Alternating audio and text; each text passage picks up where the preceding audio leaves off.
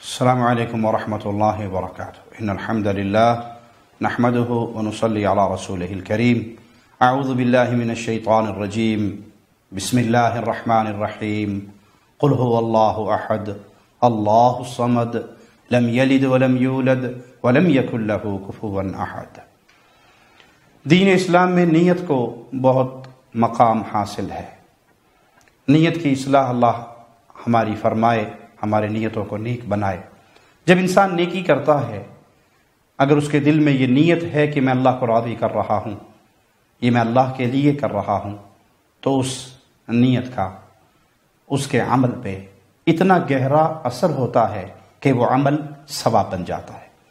اور اگر انسان اچھا کام کر رہا ہے لیکن اس کی نیت نہیں ہے اللہ کو راضی کرنے کی، تو وہ اچھا کام اس کے لیے اچھا نہیں بنتا، ثواب نہیں بنتا۔ راستے میں پڑا ہوا کانٹا بھی اگر آپ نے اس نیت سے اٹھا دیا، کسی مسلمان کو تکلیف نہ ہو، اللہ کے بندوں کو تکلیف نہ ہو، میرا یہ کانٹا اٹھانا، یہ میرا یہ عمل اللہ پسند کر لے اور مجھے معاف کر دے، تو وہ راستے سے اٹھائے جانے والے کانٹے آپ کی جنت میں جانے کا ذریعہ بن سکتے ہیں۔ آئیے رسول اللہ صلی اللہ علیہ وسلم کا فرمان سنتے ہیں۔ صحیح الجامع 6131 نمبر روایت ہے، لا عمل لمن لا نیت له، جو شخص نیت کے بغیر کوئی عمل کرے، اللہ کے ہاں اس کے عمل کی کوئی حیثیت نہیں۔ عمل کر رہا ہے، نیت نہیں ہے کہ میں یہ اللہ کے لیے کر رہا ہوں، اور یہ نیت سے مراد زبان سے کہے ہوئے الفاظ نہیں، اس کے دل میں جذبہ کیا ہے، ارادہ کیا ہے، وہ اللہ کے ساتھ کیا معاملہ کر رہا ہے، اس کے جذبات کے، کیوں نیت دل کے ارادے کا نام ہے۔ اور پیارے حبیب کا فرمان سنیے، ولا اجر لمن لا حسبۃ له، اور جو شخص ثواب کی نیت کے بغیر کوئی عمل کرے اس کے لیے کوئی اجر و ثواب نہیں ہے۔ وہ مشہور جملہ ہے، کسی نے اپنے بیڈ روم میں ایک روشن دان رکھا تھا، کسی نے پوچھا کہ آپ نے کیوں رکھا؟ کہا ٹھنڈی ہوا کے لیے۔ کہا اللہ کے بندے، اگر یہ نیت کر لیتے یہاں سے فجر کی آواز آیا کرے گی، اذان کی، تو ہوا نے تو نہیں آنا تھا، یہ روشن دان بھی آپ کے لیے باعث اجر بن جاتا۔ تو جب انسان نیکی کرے تو نیت کرے کہ میں اللہ کے لیے کر رہا ہوں، میں آخرت کے لیے کر رہا ہوں، میں ثواب کے لیے کر رہا ہوں۔ جب تک یہ نیت نہیں ہوگی تو اس کا اچھا عمل بھی باعث اجر و ثواب نہیں ہوگا۔ صحیح بخاری حدیث نمبر 3914، صحابی بیان کرتے ہیں، ہاجرنا مع رسول اللہ صلی اللہ علیہ وسلم، ہم نے پیارے نبی صلی اللہ علیہ وسلم کے ساتھ ہجرت کی، نبتغی وجہ اللہ، اور ہمارا مقصد کیا تھا کہ اللہ راضی ہو جائے، اللہ کی خوشنودی ہمیں مل جائے۔ ووجب اجرنا علی اللہ، ہم نے یہ نیت کی، ہم نے ہجرت کی تو ہمارا اجر اللہ کے ذمہ ہو گیا۔ فمنا من مضى لم یأکل من اجرہ شیئا، ہم میں سے کچھ حضرات اللہ کو پیارے ہو گئے اور انہوں نے دنیا میں انہوں نے اپنا کوئی بدلہ نہیں پایا۔ آپ کی نیت ہے کہ میں یہ عمل کر کے اللہ کو راضی کر رہا ہوں، تو آپ کی اس نیت پہ اللہ ایسا آپ کو اجر دے گا کہ آپ کا ثواب اللہ کے ذمہ ہو جائے گا۔ سیدنا عثمان بیان کرتے ہیں، اور یہ روایت صحیح بخاری اور صحیح مسلم میں حدیث نمبر 533 ہے، کہ میں نے پیارے نبی صلی اللہ علیہ وسلم کو یہ فرماتے ہوئے سنا، من بنا مسجدا للہ تعالی، من بنا مسجد پہ بات رکی نہیں کہ جس نے مسجد بنائی، نہیں، جس نے مسجد بنائی اللہ کو راضی کرنے کے لیے۔ مسجد بنانے کا مقصد کیا ہے؟ لوگوں میں چرچے، لوگوں میں مشہوریت، یا اس کا مقصد ہے کہ اللہ راضی ہو جائے؟ یبتغی بہ وجہ اللہ، اس کا مقصد کیا ہے؟ اللہ کو راضی کرنا ہے، اللہ کی خوشنودی لینی ہے۔ نتیجہ کیا نکلے گا؟ بن اللہ لہ مثلہ فی الجنہ، اس نے اللہ کے لیے مسجد بنائی، اللہ اس کے لیے محل اپنی جنت میں تعمیر کر دے گا۔ سیدنا سعد بن ابی وقاص بیان کرتے ہیں کہ رسول اللہ صلی اللہ علیہ وسلم نے فرمایا، انک لن تنفق نفقۃ تبتغی بہا وجہ اللہ، تم اللہ کی رضا کے لیے جو کچھ بھی خرچ کرو گے، الا اجرت بہا، تو اللہ تمہیں اس کا اجر ضرور دے گا، حتی ما تجعل فی امراتک، اپنی بیوی کے منہ میں اگر تم ایک لقمہ بھی اس نیت سے ڈالو گے کہ میں اللہ کے لیے یہ کام کر رہا ہوں، میرے ذمہ یہ کمزور عورت اللہ نے میرے ذمہ لگائی ہے، میرا ذمہ ہے کہ میں اس کو کھانا کھلاؤں، اس کو اچھا پلاؤں، اللہ نے مجھے اس کے کھانے کا ذمہ دار بنایا ہے، تو میں لقمہ اس کے منہ میں ڈالتا ہوں۔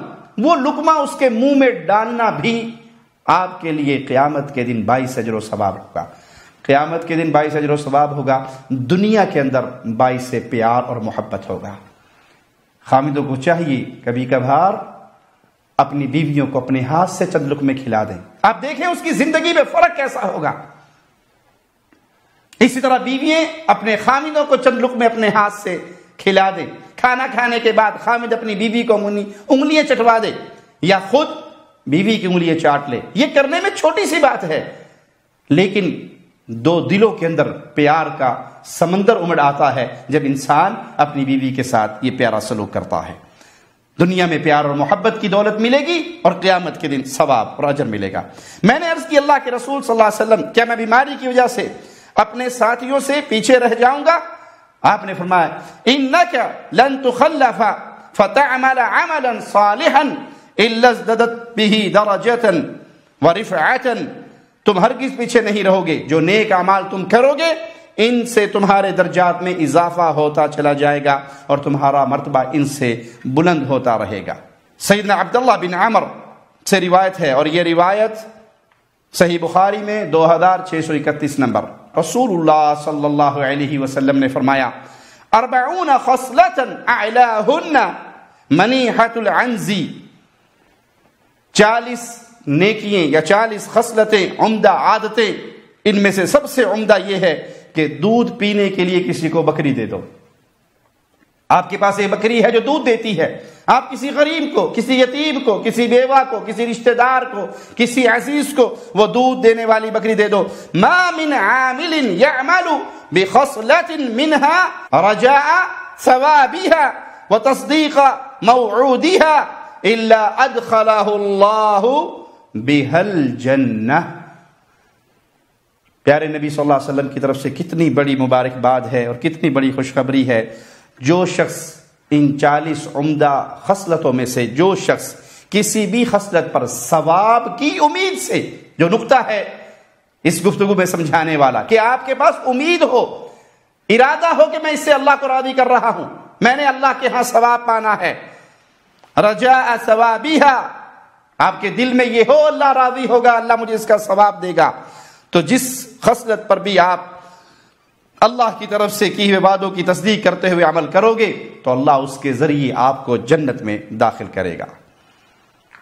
مسند احمد میں 21556 روایت ہے، ابو ذر بیان کرتے ہیں کہ نبی کریم صلی اللہ علیہ وسلم سردی کے موسم میں نکلے، جب پتے گر رہے تھے آپ نے درخت کی 2 شاخیں پکڑی اور ان شاخوں سے پتے گرنے لگے تو آپ نے فرمایا یا ابا ذر، اے ابو ذر، میں نے کہا لبیک یا رسول اللہ صلی اللہ علیہ وسلم۔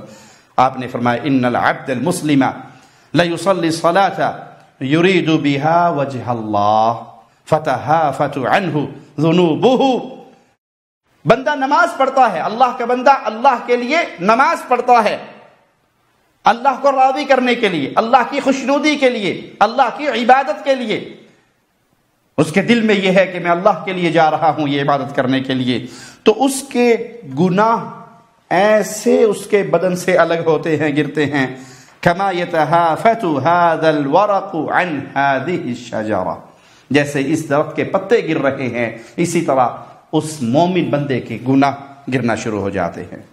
صحیح بخاری حدیث نمبر 2853، ابو ہریرہ سے روایت ہے، انہوں نے کہا کہ رسول اللہ صلی اللہ علیہ وسلم نے فرمایا من احتبس فرسا فی سبیل اللہ ایمانا باللہ وتصدیقا بوعدہ، جس نے ایک گھوڑا پالا اللہ پر ایمان رکھتے ہوئے، اللہ کے لیے اللہ کے راستے میں جہاد کرنے کے لیے سواری پالی، اللہ پر اس کا ایمان بھی ہے اور اللہ کے وعدے کی تصدیق بھی کرتا ہے، تو پھر نتیجہ کیا نکلے گا؟ اس گھوڑے کا کھانا، اس کا پینا، اس کا لید، اس کا پیشاب، یہ تمام چیزیں قیامت کے دن اس کے ثواب کی ٹوکری میں رکھی جائیں گی۔ یہاں اس سے مراد کیا ہے؟ چارے اور لید کا ترازو میں ہونا، اس کا مطلب کیا ہے کہ اس کے وزن کے برابر اس کو نیکی ملے گی۔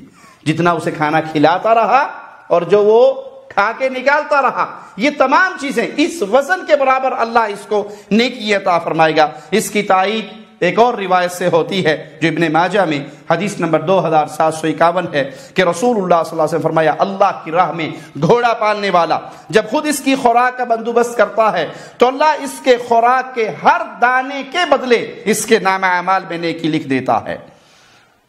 اور آج کے دور میں جو اہل ایمان مسلمان ملکوں کی حفاظت کے لیے جو جنگی ہتھیار تیار کرتے ہیں یا اس کی رکھوالی کرتے ہیں، وہ اسی قیاس کے اوپر اس کا وہ اجر و ثواب ہوگا۔ تو پیارے بھائی، نیکی کرے، دل کے اندر یہ ضرور رکھیں میں یہ نیکی کیوں کر رہا ہوں، خالص ایک اللہ کو راضی کرنے کے لیے، ثواب کی امید پہ۔ جب اس طرح انسان ثواب کی امید میں نیکی کا عمل کرے گا تو اللہ کے ہاں ضرور اس کا اجر پائے گا۔ اللہ ہمیں نیک اعمال کرنے کی توفیق عطا فرمائے، زندہ رکھے تو ایمان پہ رکھے، موت دے تو اس حال میں دے اللہ ہم سے راضی ہو، ہم اپنے اللہ سے راضی ہوں۔ اقول قولی ھذا واستغفر اللہ لی ولکم ولسائر المسلمین۔